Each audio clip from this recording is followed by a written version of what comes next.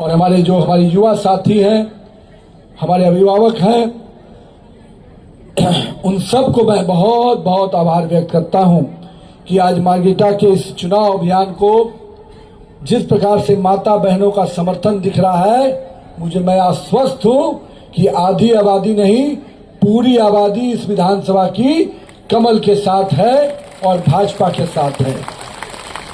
Margarita और तिनसुकिया का ये पावन धरती, जिसकी ऐतिहासिक विरासत तथा मटक और सूतिया वंश के वीर पूर्वजों का इस भूमि को मैं नमन करता हूं।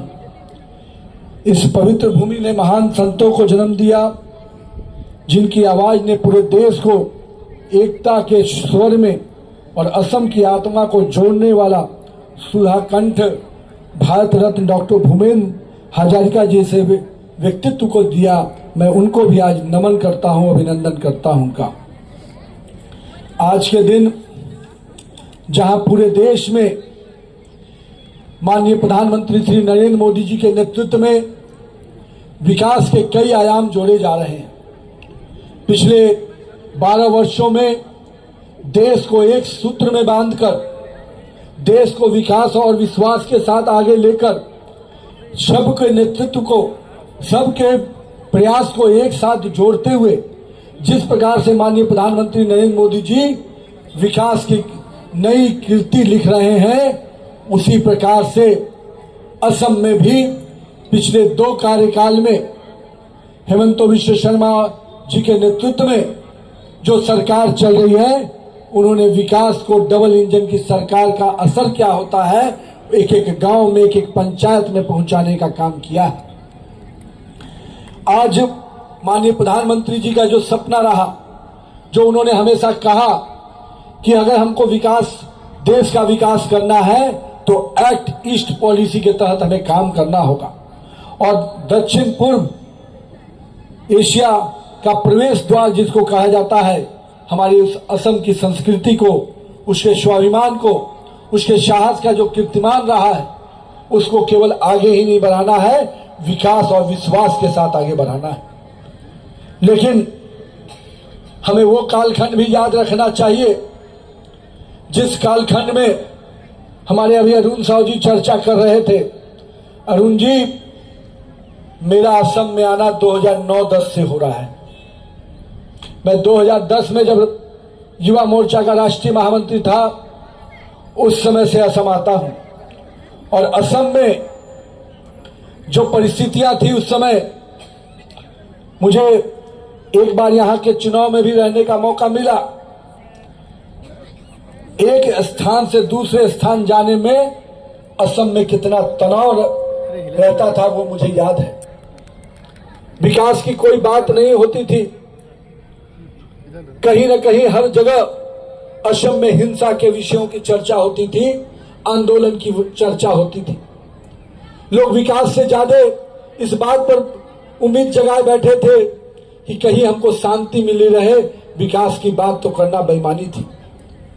लेकिन हम लोगों ने भारतीय जनता पार्टी के नेतृत्व में 2016 में जो परिवर्तन आया, आज असम की चर्चा उसके विकास के लिए होती है, असम की चर्चा उसके नए नए कीर्तिमान के लिए होती है, उसके संस्कृति और उसकी जो विरासत है उसकी चर्चा आज पूरे देश में होती है। हम सब कोई जानते हैं कि इसके पूर्व की सरकारों ने, जो भाजपा से पहले सरकार थी, वोट बैंक की राजनीति के लिए क्या क्या नहीं किया। असम के विकास में कभी कोई माइलस्टोन खड़ा करने के बजाय असम के लोग, जब हमारे युवा साथी पढ़ाई के लिए नॉर्थ ईस्ट के बच्चे जब देश के अलग अलग भागों में जाते थे, मजबूर होते थे, तो माता बहनों को लगता था कि मेरा बच्चा अब असम की नॉर्थ ईस्ट की जमीन से निकलकर अब दिल्ली जा रहा है, भारत जा रहा है। लेकिन मुझे खुशी है कि आज 2 तरह का परिवर्तन हुआ। एक तो अब कोई नहीं कहता कि कोई भारत जा रहा है, क्योंकि नॉर्थ ईस्ट के लोगों को विश्वास हो गया कि यही भारत है, यही हमारी भूमि है, यही हमारी मिट्टी है। और दूसरा परिवर्तन यह हुआ मित्रों कि आज उनको शिक्षा के अवसर, रोजगार के अवसर इसी नॉर्थ ईस्ट की जमीन पर मिलने लगे और कहीं न कहीं उनके हमारे युवा साथियों को मजबूरी के लिए कहीं बाहर नहीं जाना पड़ रहा है। ये परिवर्तन सामान्य परिवर्तन नहीं है मित्रों।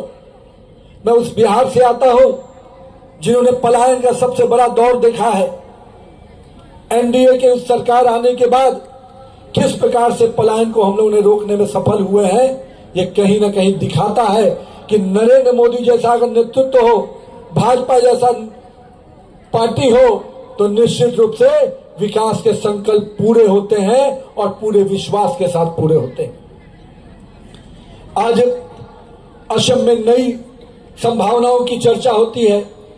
असम जिस प्रकार से आगे बढ़ रहा है, कई बड़े बड़े आयाम जोड़े जा रहे हैं।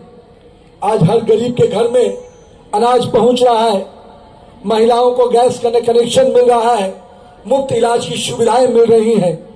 ये कहीं ना कहीं हमारा परिणाम इन चीजों को अगर पहुंचाने का सफल प्रयोग हुआ तो भाजपा की सरकारों में हुआ। लोग पूछते हैं क्या परिवर्तन आया, मैं बताता हूं उन्हें। जब उस समय के प्रधानमंत्री जी कहते थे कि दिल्ली से 1 रुपया चलता है तो 15 पैसा ही गरीब के खाते में पहुंचता है, पर हमें गर्व है अपने प्रधानमंत्री पर जिन्होंने जनधन खाते के माध्यम से हर गरीब का सम्मान बढ़ाने का काम किया। और आज दिल्ली से अगर 1 रुपया चलता है तो हर गरीब के खाते में 1 रुपया पहुंच जाता है। यह है नरेंद्र मोदी की सरकार। लोग कहते हैं कि भाजपा डर की राजनीति करती है, तुष्टीकरण की राजनीति करती है, लेकिन मैं उन्हें बताना चाहता हूं कि हम भारत के लोग और भाजपा के लोग जो इस मिट्टी में जन्म लिया है, जो इस भारत का व्यक्ति है, हम पहले उसके अधिकारों की रक्षा करेंगे। हम घुसपैठियों के लिए सरकारें नहीं बनाते, हम घुसपैठियों की चिंता करने के लिए राजनीति नहीं करते। हम मानते हैं कि इस मिट्टी का पहला हक, यहाँ के अनाज का पहला हक, यहाँ के रोजगार में पहला हक, यहाँ के लाभ की योजनाओं में पहला हक असम के लोगों का है, भारत के लोगों का है, घुसपैठियों का नहीं हो सकता। अगर हमारी सरकार ने कठोर फैसले लिए हैं तो असम के लोगों के लिए लिए। तो कभी कहते हैं लोग भाजपा कठोर है, तो हम कहते हैं हाँ हम कठोर हैं।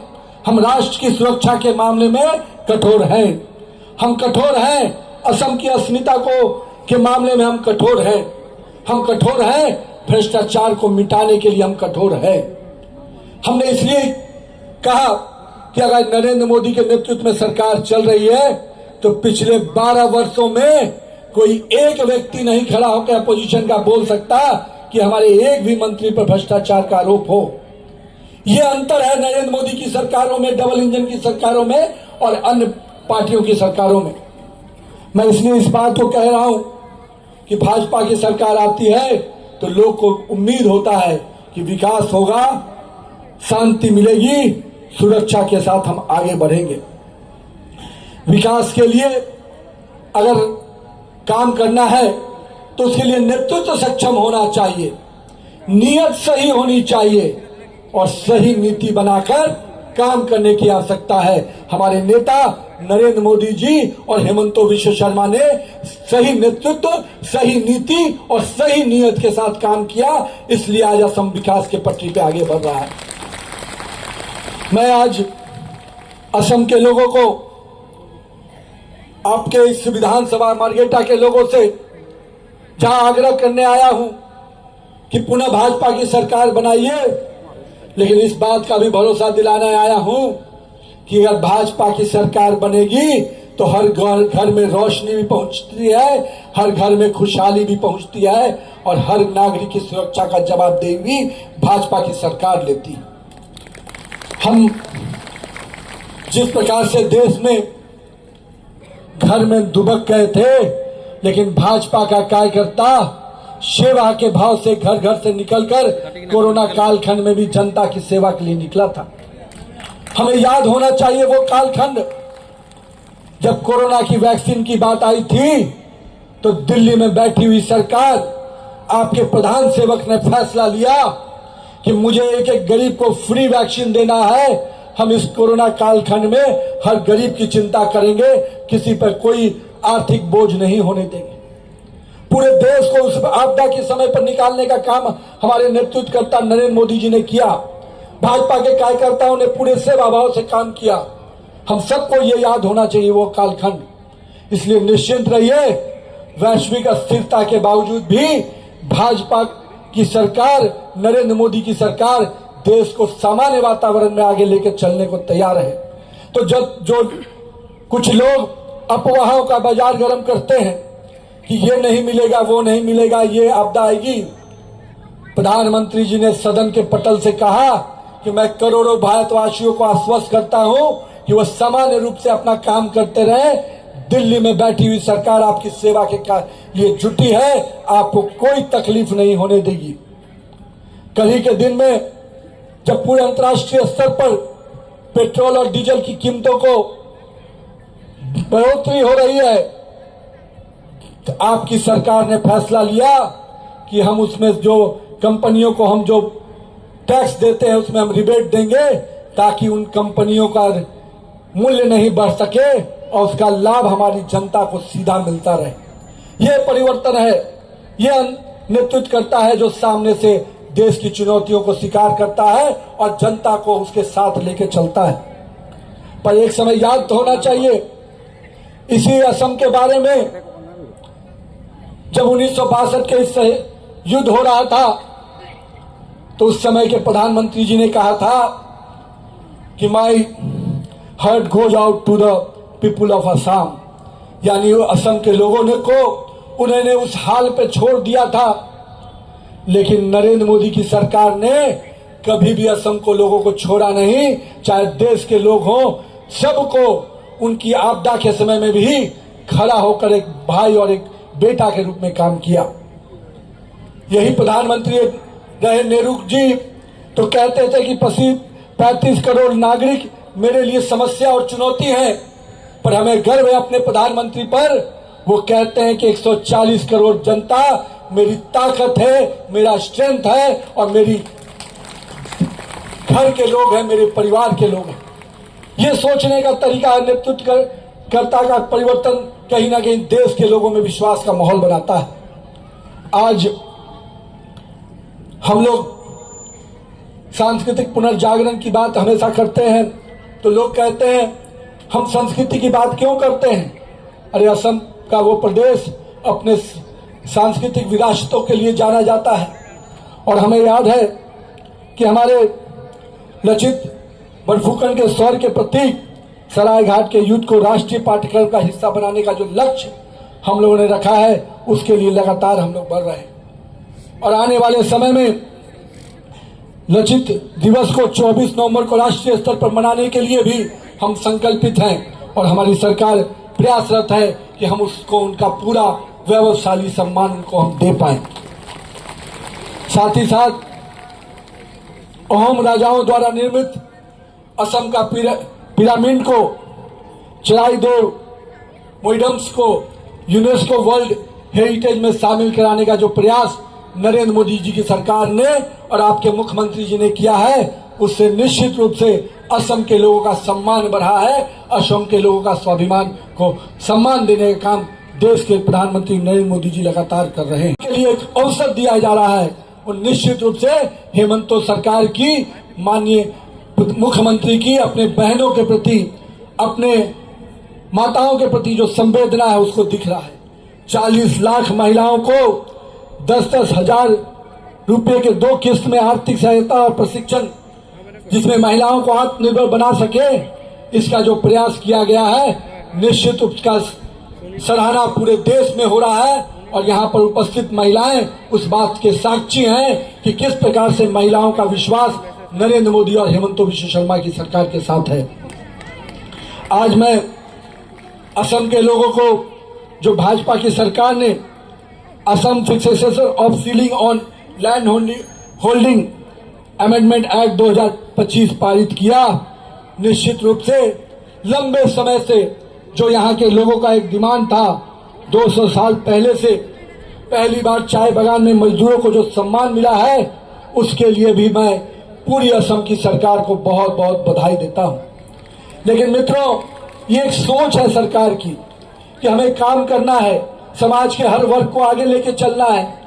जहाँ नए कॉलेज और नए इंस्टीट्यूशन खोले जा रहे हैं युवाओं के लिए, वही महिलाओं को आत्मनिर्भर बनाना, किसानों को अन्य योजना का लाभ देना, ये सारे प्रयास अगर हो रहे हैं तो इसका श्रेय भी कहीं को जाता है तो यहाँ पर बैठे हुए आप आम जनता को जाता है, जिसके आशीर्वाद से ही भाजपा की सरकारें बनती हैं और नरेंद्र मोदी और हेमंत बिश्व शर्मा जैसा व्यक्ति को काम करने का मौका मिलता है। मैं इसलिए आपको बहुत बहुत आभार व्यक्त करता हूं कि आने वाले समय में 9 अप्रैल को यहाँ चुनाव है और 9 अप्रैल का दिन असम को एक नई स्थान पर, नई ऊंचाई पर ले जाने का दिन है। मैं असम के लोगों से आग्रह करता हूं, जिस विकास की रफ्तार को भाजपा की सरकार ने, नरेंद्र मोदी और हेमंत बिश्व शर्मा की सरकार ने आगे बढ़ाने का काम किया है, उसको गति देने का काम असम की जनता करे। मैं ऐसा आग्रह करता हूं। चूंकि अभी मित्रों 2047 के विकसित भारत का सपना अगर नरेंद्र मोदी जी ने देखा है तो उसमें नॉर्थ ईस्ट के एक प्रांत के विकास को भी उन्होंने संजोया है। और अगर हम असम को भी 2047 में विकसित असम के रूप में देखना चाहते हैं तो निश्चित रूप से इस विकास की रफ्तार को रुकने नहीं दीजिएगा और इसको अधिक गति देकर, क्योंकि आप यहां पर एक सीट नहीं चुन रहे हैं, आप एक क्षेत्र में भाजपा के विधायक को नहीं खड़ा कर रहे हैं, आप इस क्षेत्र के माध्यम से असम में अपनी भाजपा की सरकार बना रहे हैं। इस विश्वास के साथ आगे बढ़िएगा। मैं असम के विकास में केंद्र की कई योजनाओं को चर्चा कर सकता हूं, लेकिन मुझे सबसे अच्छी बात जो लगी कि आज ब्रह्मपुत्र नदी पर उत्तर गुवाहाटी और दक्षिण गुवाहाटी को जोड़ने वाली नवनिर्मित कुमार भास्कर वर्मा सेतु 3000 करोड़ की लागत से, मैं मानता हूं कि ये एक ब्रिज नहीं है, ये उत्तर गुवाहाटी और दक्षिण गुवाहाटी को एक करने का एक सेतु है, जिसको हमारी सरकार ने करके दिखाया है। हम जोड़ने में विश्वास करते हैं, हम दूरियों को कम करने में विश्वास करते हैं और हम सभी सांस्कृतिक विरासतों को सम्मान देने में विश्वास करते हैं। हम मानते हैं कि भारत पूरी तरह से अलग अलग प्रांतों में, अलग अलग संस्कृतियों में एक साथ एक समूह है जो कहीं ना कहीं अपने संस्कृति, अपने विरासत के कारण पूरा भारत और पूरा हिंदुस्तान के रूप में नजर आता है। इसलिए मित्रों, हमको असम को विकास की नई ऊंचाई पर लेके चलना है। तो मैं आपको यही आग्रह करने आया हूं कि जिस दिन 9 अप्रैल को आपका मतदान होगा तो हम सभी को पहले मतदान करना है, फिर जलपान करना है। क्या मेरी बहनें तैयार है ना? दीदी, घर का चूल्हा तब जले जब पुरुष व्यक्ति और आप मतदान करके आ जाइए, क्योंकि इस देश के लोकतंत्र को मजबूत करना है। और इस मजबूत करने की कड़ी में मैं आप सबसे अपने भाई भास्कर शर्मा को एक प्रचंड जीत देने की आग्रह करता हूं, क्योंकि अगर जीत की हैट्रिक लगानी है तो छोटी जीत से काम नहीं चलेगा। मैं नहीं भी आता तो भी भास्कर शर्मा जी को जीतने में दिक्कत नहीं होती, लेकिन अगर आपका पार्टी के राष्ट्रीय अध्यक्ष के रूप में मैं यहाँ उपस्थित हुआ हूँ तो कुछ तो विशेष मांगूंगा और बहनों के बीच में आया हूँ तो निश्चित रूप से ज्यादा उम्मीद रहती है। तो मैं आज भास्कर शर्मा जी को आग्रह करता हूं कि जीत के लिए मैं असम के संस्कृति का गमछा उड़ाकर, लेकिन उसके जीत के लिए आपकी आवाज, आपका आशीर्वाद चाहिए। तो मैं जीत का एक हैट्रिक जीत का माला और इस अंग वस्त्र को दे रहा हूं जो असम के संस्कृति का प्रतीक है, और आपका आशीर्वाद पूरा जोर से पूरे आशीर्वाद इनको मिले, मैं इस बात का आग्रह करता हूं। जय भारत, जय भाजपा।